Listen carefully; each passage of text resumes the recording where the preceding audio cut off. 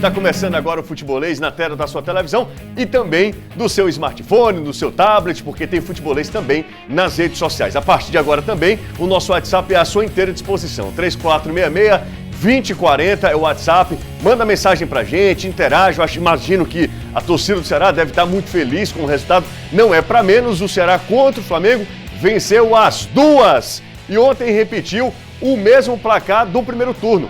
Vina, que golaço! Que pancada do Vina. Seu Vinícius chegou a 9 gols na temporada e o garoto Kelvin entrou para fechar o caixão do Flamengo. 2-0 para cima no Mengão, lá no Maracanã. São os tais pontos fora da curva, como você gosta de falar. Boa tarde, tudo bem? Muito boa tarde a você, boa tarde a todo mundo que está assistindo a gente. É de fato, né? Fazer 6 pontos contra o atual campeão brasileiro não é todo ano que você consegue. E da forma que o Ceará conseguiu, metendo 4 gols de saldo nesses 2 jogos. E o futebol tem suas histórias, seus encantos, né? O Vina, por exemplo, não é mais valorizado como um dos melhores meios do campeonato, porque a gente sabe que não veste a camisa mais midiática, mas é impressionante o campeonato que faz. E no caso do Kelvin, até na transmissão da Jangadeiro Band News FM ontem, eu lembrei, no jogo contra o Fluminense, comentei isso no Twitter também, no jogo contra o Fluminense, estava 2-1 para o Ceará e o Kelvin teve uma chance de matar o jogo. Desperdiçou, é um garoto, só que o destino deu a ele, pouco tempo depois, a chance de definir um jogo no Maracanã, recebeu um bolão do Chas, uma jogada que já tinha passado pelo próprio Vina, e deu 2-0 para o Ceará, significando 13 dos últimos 15 pontos disputados como visitante. É muita coisa. Nesse momento, o Ceará é o 5º melhor visitante da competição. É muita coisa. Impressionante como o time consegue ser competitivo fora de casa. Precisa vencer, voltar a vencer. E o próximo adversário será na Arena Castelão, o Red Bull Bragantino. Sempre difícil o Red Bull Bragantino. Eu cravava, aliás, eu apostava no Red Bull lutando contra o rebaixamento. Cara, disse, não. E aí você ganhou nessa disputa. O Red Bull tá mais lá em cima também. E hoje é um jogo contra o Atlético Mineiro, que é um time que tradicionalmente tem problema fora de casa. Exato. Então o Red Bull pode vencer sim. Danilão, boa tarde pra você. Tudo bem, Danilo? Que vitória, hein, Danilão? O que o Ceará aproveitou nas suas redes sociais, e tá mais que certo mesmo, para promover esse resultado. Robson de Castro, no vapo do Robson, comemorando junto com os jogadores. Eu imagino que tenha sido realmente um resultado assim muito comemorado em Porangabuçu e é uma resposta imediata à derrota para o Internacional no meio de semana, né, Danilo? A gente tá... Não temos o áudio do Danilo? Então sem problema, daqui a pouco a gente restabelece aqui o áudio. É curioso esse negócio da resposta imediata, porque algo aconteceu também quando o Ceará perdeu o Atlético Goianiense, né? A resposta imediata foi no clássico contra o Fortaleza. Nesse momento do Ceará, principalmente depois da Copa do Brasil, isso aconteceu muito. Por isso a regularidade dentro da classificação de volta aos 10 primeiros agora. Bom, temos Danilo ou não ainda? Vamos lá, vamos chamar de novo aqui com o Danilo. Agora sim, boa tarde para você, tudo certo agora, Danilo? Valeu, José. Boa tarde. Você estava falando dessa resposta imediata e ela é muito importante para o que o Ceará estava tentando dentro da competição, né? Primeiro, o mais rápido possível chegar aos 45 pontos, porque chegou aos 36 lá atrás e aí já se pensava, tem 10 rodadas pela frente, você perde, salta uma rodada, eram 11, né? Você salta uma rodada quando o Ceará acabou perdendo o seu jogo em casa, e aí ele vai jogar fora e vence.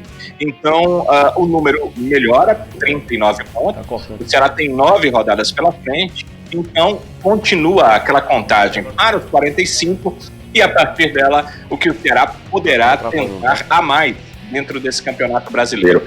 Uma vaga para a Sul-Americana, o Ceará hoje se encontra numa situação onde, se ele terminar nesta colocação, ele consegue essa vaga e vislumbra um pouco mais à frente, né? A gente conversou nas últimas semanas sobre isso. O G6 do Campeonato Brasileiro, em times que vão para a Libertadores, já vai virar G7 por termos aí uma final de Copa do Brasil, com clubes que estão à frente na classificação do Brasileirão. Poderemos ter um clube brasileiro também ganhando a Libertadores e ao invés de G7 virar G8, e o Ceará hoje está na 9ª colocação. Então, sonhar é bastante possível, e a pontuação que o Ceará está fazendo para tentar realmente sonhar. Agora, quando esse sonho passa por você vencer o último campeão brasileiro 2 vezes, uma na sua casa, uma na casa do adversário, por 2-0, quando esse time luta pelo título da competição, ele é um sonho ainda maior, né? É um sonho que o torcedor começa a olhar como uma possibilidade de realidade, embora o Ceará precise fazer muito nessas 9 últimas rodadas para terminar ali entre 7 e 8 melhores desse campeonato brasileiro. Legal, valeu, Danilo. Aí a gente tá vendo aí os melhores momentos. Pode deixar, galera. Deixa a turma aí, ó. E o Flamengo, nesse momento, pressionava demais. O Guto recebe o cartão vermelho aí, foi ironicamente lá aplaudindo o árbitro do jogo. O Ceará fez um jogo, assim, muito consciente, né, Caio? Sabendo, inclusive, que isso iria acontecer no segundo tempo, né? O primeiro tempo, até a gente já tá vendo aí o gol do Kelvin, o primeiro tempo, né, a postura do Ceará até, de uma certa forma, surpreende no início. Até aos 12 minutos, o lance do gol, o Ceará tinha 50% de posse de bola. Não era um Flamengo tentando arriscar, sendo meio kamikaze desde o início, não. E com isso, o Ceará foi ganhando espaço. E até os 20 minutos, o Ceará teve até as melhores chances, né? Você tem, por exemplo, aquele lance que o Léo Chu tenta dar um toque a mais, que ele poderia ter servido o Lima, poderia ter batido no gol, mas assim, uma postura muito interessante. Mas quando você enfrenta o Flamengo fora de casa, mesmo o Flamengo não vivendo seus melhores momentos, o Rogério Ceni ainda procurando encontrar uma formação, pela qualidade individual do time do Flamengo, invariavelmente, ele passando muito tempo no teu campo de defesa, ele vai criar chances de gol. No primeiro tempo, por exemplo, uma tabela do Arrascaeta com o Pedro, que é individualidade pura.